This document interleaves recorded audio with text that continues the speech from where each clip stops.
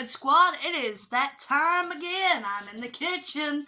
Y'all know it's Lexi's Crazy Confections time, y'all. So everybody knows that today is the Super Bowl up in here. So what am I coming at you with? I'm making two types of bread. I'm making both my cheese breads. I'm making my carnivore cheese bread and I'm making my regular cheese bread. And this is where I share my recipe with y'all. So, in a big old bowl, we're going to add 2 cups of water. And in that 2 cups of water, we're going to take a little bit of this farm fresh honey, y'all. Y'all can use sugar. I like to use honey. It works better for me, I feel like.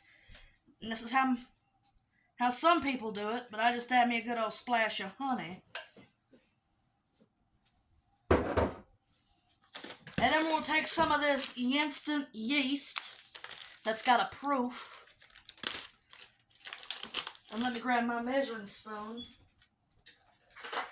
And we're going to go in with 2 tablespoons of instant yeast, y'all.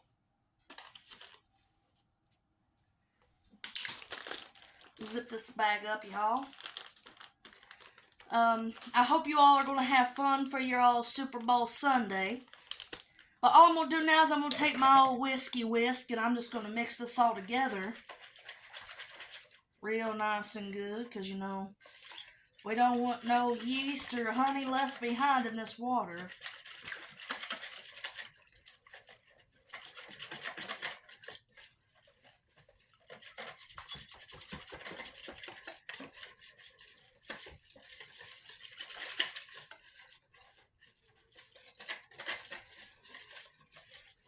And the yeast I'm using is Red Star Active Dry Yeast. I said instant yeast, but it's the active dry yeast. And then you're going to end up with something like that, and you're going to let it sit over to the side so that she can go ahead and improve. Because you want your yeast to bloom so that you know it's alive. Because if not, you're just feeding someone dead bread.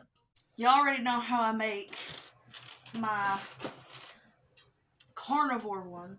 And right now, all I've got going on is I turn the stove on and I put my bread pan on the stove because it's how I did it last time. So I get that oil hot, so when I put that bread in, it starts to make that crust on the bottom so that when everything gets nice and crispy on top, just slap that garlic butter on top and it's ready to go. Alrighty, I got the carnivore bread in the oven, and so now we have our bloomed. You know it's bloomed when it starts to bubble.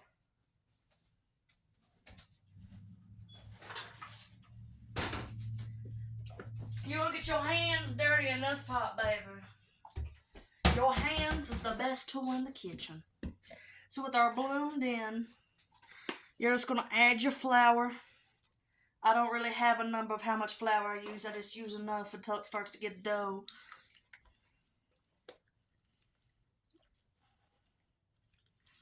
I'm more of an eyeball cook. If y'all haven't noticed yet, I eyeball just about everything.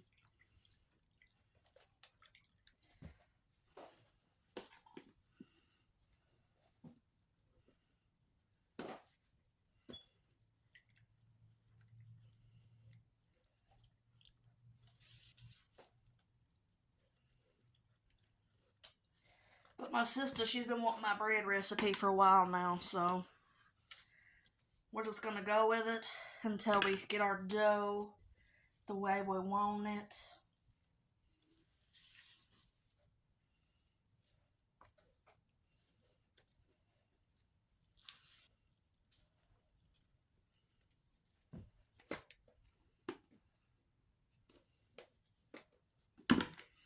And I'll show you the dough ball in a minute. Alright, this is the part that your hands get a little bit dirty. You're going to take a little bit of this here olive oil. I use, just regular olive oil. Some people use extra virgin, some use regular. I'm using just a little bit of regular olive oil. And I'm just going to pat this around the top. Get a little on my hands so I can, massage it into our dough. And you're just going to tuck the ends under with it, so you can get yourself a little bit of a ball. Because it's got to rise. You don't want to mess with it too much in the rising stage. But you just want to get enough to where she's coated. You don't want too much, but you don't want not enough. Alright, so this is the ball of dough. I'm going to put a towel over it and let it rest for 30 minutes and let it rise. And then I'll be back to show you how I do the other process. It's a lengthy process, but she tastes good. So now while the bread is resting and getting proofed and rising, I got some butter in the microwave that I'm melting up real good so that I can have garlic butter for both my breads, because y'all know how I do it around here. So I just pulled out the carnivore fry bread. I put the garlic butter sauce on it, put her back in the oven on broil. She's going to go broiling for 5 minutes, then she's going to come out, and she's going to be fabulous. And I'm going to check on the bread, the real bread, to see if she's roasted or not. Alright, y'all.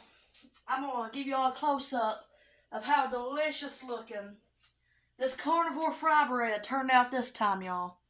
She turned out beautiful last time. She turned out beautiful this time.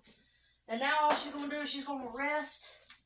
And now all I have now is I floured the countertop, ready for that bread, and it's got about 15 more minutes. And then we'll get to it. Alrighty, y'all, we're back over to the counter. I'm going to fix up the flour where it won't stick to the bottom, and I got a little bit of flour in my hands. And all I'm going to do is I'm going to pull it all the way to the bottom. It'll start sticking. Grab you a little bit more flour, pat it in there, and you're going to continue to pull it out until it's onto the counter. And if it's a little too sticky, that's fine. That's what the flour is for. That's the flour's job. Alright, scrape all that's left on the bottom. Get that out the way.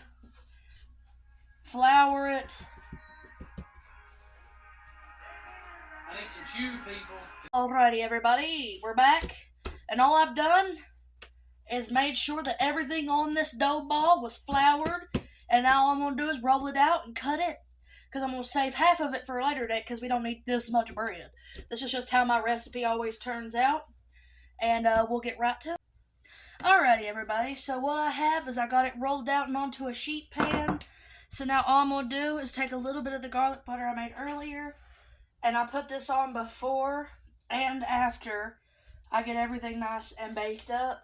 The before, when I spread it on there and I let it cook, it just gives flavor to the bread, and then the second time just makes it nice and crispy, and this is how I do it.